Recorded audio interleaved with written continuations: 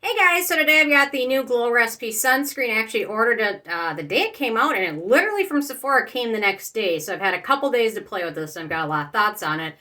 I'm using a different camera app, so let me know if this one's better. I don't know what to do, because that other one, no matter what I did, it looked like there was a filter on it. So hopefully this one works better. Let me know. Okay, first instant thought of this one, when I got it and opened it up. So this is a brand new product, just came out.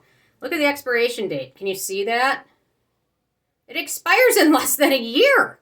It expires in January of 2023. So it is going to be March 1st in a day. So that literally gives me what? 10 months to use it? That is the fastest expiring sunscreen ever. And it's not like I got it and it's like old stock sitting around. It's a brand new product. So not super exciting to see that because I change sunscreens depending on the weather, depending on what I'm wearing, whatever. So I don't go through them all super fast unless it's one I absolutely love. So that makes me a little leery of it. The fragrance in here, it's a little strong. I suspect, Glow Recipe tends to use fragrance in a lot of their stuff. A lot of their stuff has a mild scent, a fruity scent. This one has a watermelon scent. The fragrance in here is the fifth to last ingredient. So it's a little heavier. It does dissipate after about 30, 40 minutes or so, but it is stronger, and it's probably to cover up the filter scents. So for the filters, we've got Homosalate, 8.5%, Octisalate, 5%. We've got Octocrylene, 8.5%, and then Zinc Oxide, 12.1%. So we've got a good amount of filters. It's a combo sunscreen, chemical, mineral. So Octocrylene is one. It can be sensitive to a lot of skin, so be aware of that. In terms of the other beneficial ingredients in here, there's really nothing too exciting. Watermelon, niacinamide's in here, sodium hyaluronate, aloe. So they've got some beneficial ingredients thrown in. So I'm just going to test it out. I wore it all day yesterday, and no real issues. My face is a little shiny today because I tested out new moisturizer.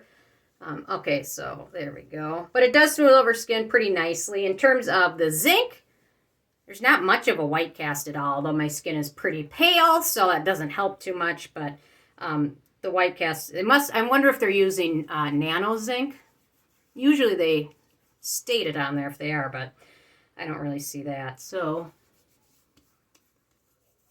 anyway, the watermelon fruity scent is kind of strong. You can still smell the chemical filters a touch, but that goes away within about a half an hour, 30 minutes. So anyway, so I was able to cover my face. My face was a little bit shiny before, so keep that in mind. Do you guys want to see me put my foundation on over it? Okay, I will. Because nobody can talk back to me because I'm on my own camera. Okay, hang on. Okay, hang on. Let me dampen my beauty blender. Actually, this isn't a beauty blender. It's the Miss A brand. They make these knockoff beauty blenders that are $1. And a few times a month they have free shipping. And they have some other good stuff, so you should check that brand out. Miss A. Okay, then I'm going to use the Dr. Jart BB cream over it. But I wore okay yesterday. I will say towards the end of the day, I got a little more shiny. But it does apply. It does slightly mattify the skin, but it's not drying, so that's nice. Normally I'd wait about 20 minutes after I apply my sunscreen to put on my foundation. It's usually when I do my hair, but since I'm doing this in a video, I'm not going to make you guys wait 15 minutes. And there's not much sun out today, so... Well, there's a little bit of sun. Actually, it's like 31 degrees out, so it's like hot out. One more little squirt there. But I would say the makeup over this is pretty easy to apply, no issues at all. Sometimes some mineral sunscreens can accentuate dry patches. This one really doesn't do that.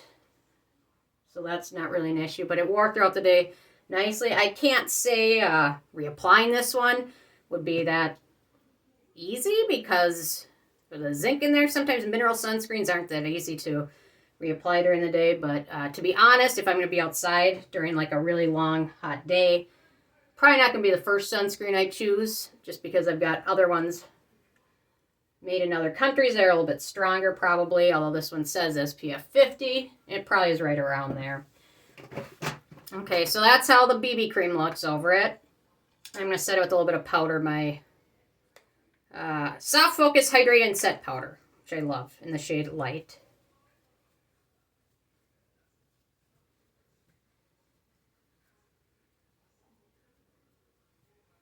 Oops, don't want hair in my face.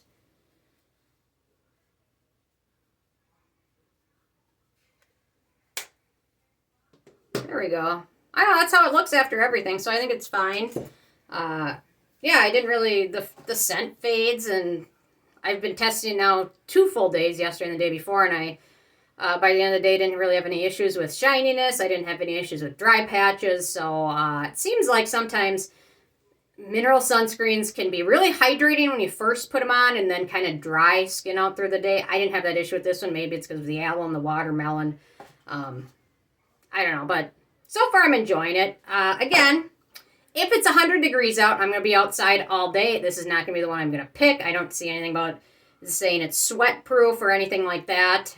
They say it's glow giving, SPF 50, hydrates the skin, and gentle reef safe mineral and chemical sunscreen actives. That reef safe stuff, there's a lot of information, so do your own research on it.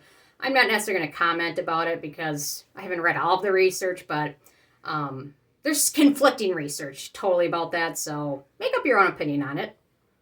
That's what you got to do. So anyway, those are my first impressions of this one.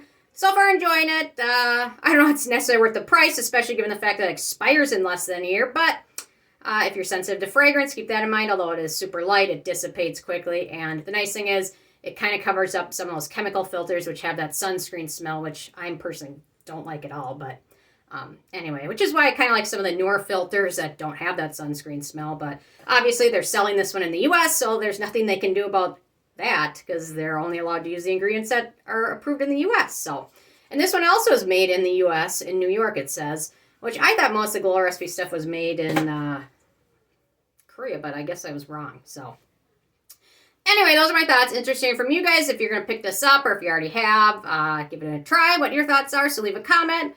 Love hearing from you guys, and stay tuned for more tomorrow. Thank you so much. Bye, guys.